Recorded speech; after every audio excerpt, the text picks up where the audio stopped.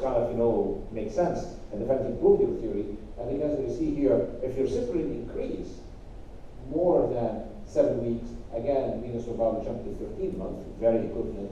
And if it doesn't, then mean survival is up by 5 months. Now, of course, this is very provoking, thought-generating. If anything, it tells us, frankly, where we probably failed in a way, and it tells us that probably we need to find mechanisms to maintain the arginine depletion for longer. But I think, despite all of that, it's quite revealing to see that at least this is one of the indications, despite the study is negative, the drug works. And that's really the key point over here. The drug does work despite the negative study. With this said, why this has happened, of course, and the company is already working on new generation of the drug. Unfortunately, there's an antibody buildup that occurred. This is not necessarily the whole story, but part of the story. As you can see, the buildup of the antibody is not by the 7th, 8th week per se, and it maintains. So kind of like there's some neutralizing effect that might occur as well, preventing the depletion from occurring. That's probably where also there's quite a bit of fascinating information that came out of this study. So it appears to be that, and with this we knew later on, we didn't know it at the time of the study. If you focus on the bottom line, bottom part of the slide, you will notice that in the lab, nothing to do with the study, this is totally from the preclinical work that we kind of like try to correlate with the clinical component. It appears to be that if you have prior exposure to sorafenib, clearly the ASS, which is the arginine-succinate synthetase, which is the enzyme that will bring citrulline, make it arginine, which is very critical not to have. If you have the ASS active, then it doesn't matter how much arginine you take away, all the citrulline will turn to arginine and replete it. But if ASS is lacking, which is what happens in HCC, and what we're going to hear about other diseases, that's going to be a critical component for the function of the drug. But interestingly, it appears to be with sorafenib exposure, as you can see over here, ASS goes up. Now, do you remember the 70% of the patients who actually failed sorafenib, and notice they had heavy exposure for sorafenib? So that's really probably what we were doing. We were setting ourselves for failure. Because what occurred is we generously said, everybody got sorafenib, can go on this study because this is where we'd like to go, this is where the space is. And turned out to be we already took resistant to therapy patients. And as you can see here, in the sorafenib-treated patients, no difference at all between the two curves, same as we saw in the general population. But the minute we split it, and be careful here, we don't have that big population. The numbers are really small, but despite the numbers are small, as you can see, the two curves did split up. Not to a certain significance, but at least suggested theory that a prior treatment sorafenib is not a good idea for the ADI-PEC20. And if anything, either a way of getting rid of the ASS or avoiding the sorafenib, which you can tell where our thoughts are, as Gordon was suggesting in the beginning. The thought process where we're going is not haphazard, but first line is really where your business is with the ADI-PEC20. Lining up or aligning therapies or sequencing therapies is becoming a critical component of how HCC and any other cancer actually to that matter. So that was a quite interesting story that we showed at ASCO as well.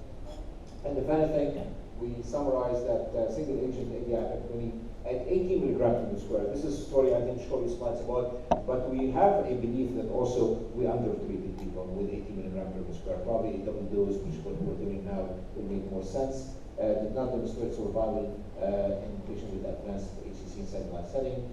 Definitely is safe, we proved that, highly tolerated.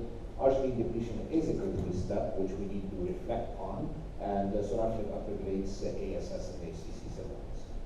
So, with this said, we acknowledged everybody, of course, and this was really a quite, quite a feast, to put that many investigators from all over the world, and something to be very, very proud of.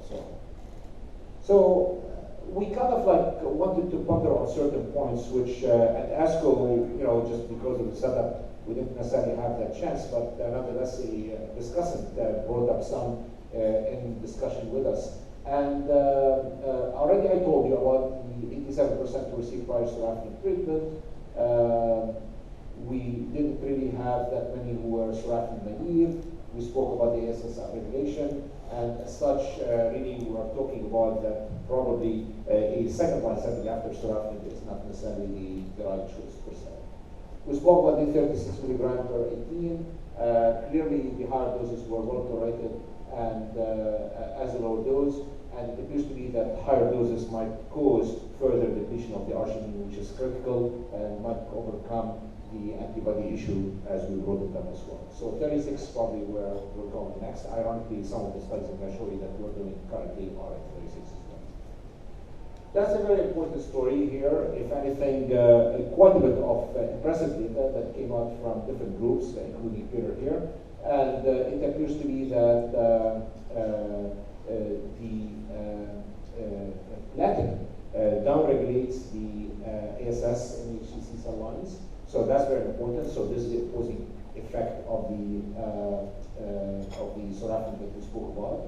In addition to that, you can see that there is also an improvement effect of the drug through a similar mechanism with the fluoropyrimidines. And it appears to be, in other words, a little bit of a yin yang, if you want to call it that way, between what the platinum do and what the ADI would interfere with, leading to probably, if a combination is to occur, there's some potentiation between fluoropyrimidine and platinum versus the ADI MEC20. And that's probably where kind of like, the right approach might be.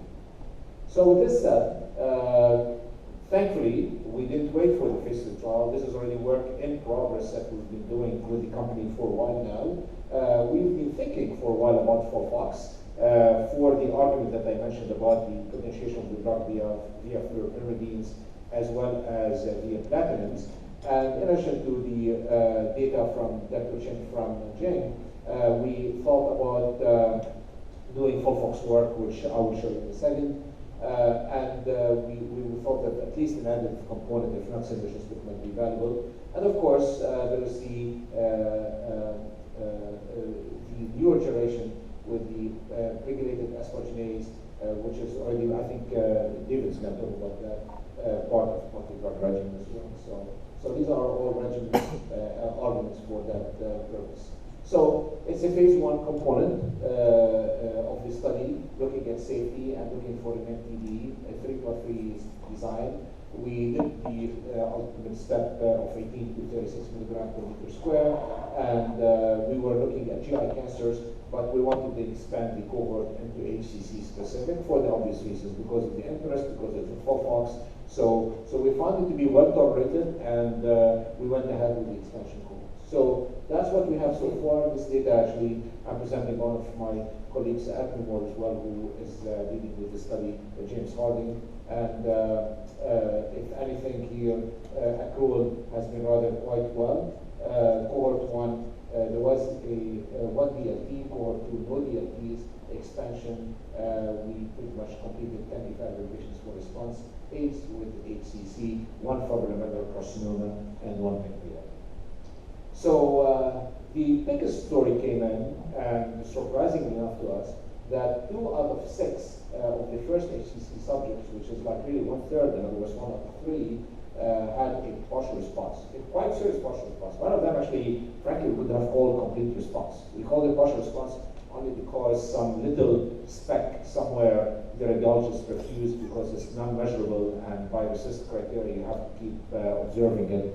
And I'll tell you, the patient looks amazing. I mean, like, incredible. This is a very sick man, and he really became totally functional and with almost inexistent disease in his body.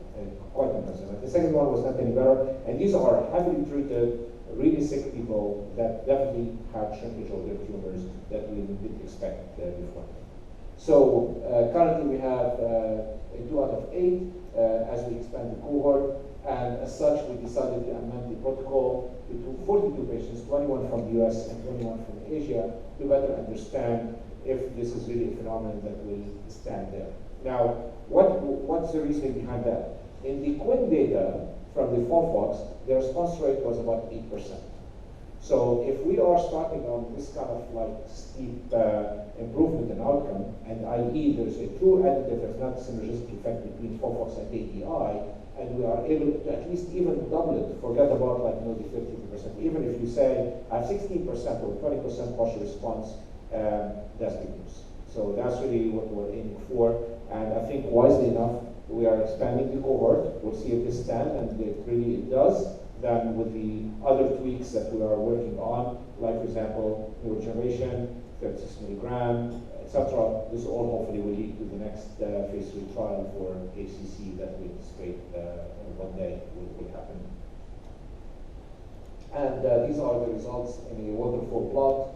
I have to say, these don't differ in shape from any immunotherapy. Honestly, it even looks better. So maybe the numbers are really small, but this is like, I mean, it's incredible, like close to 100%. So that's really real. So, and this is in the swimmer's plot curve as well, which again looks pretty decent.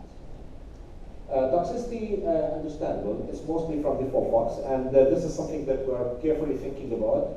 Actually, we wisely devised a study to allow for dose adjustment as per the investigator decision making, and this is from real life. In other words, that's really what you do. You're doing a good study when you really simulate it to real life.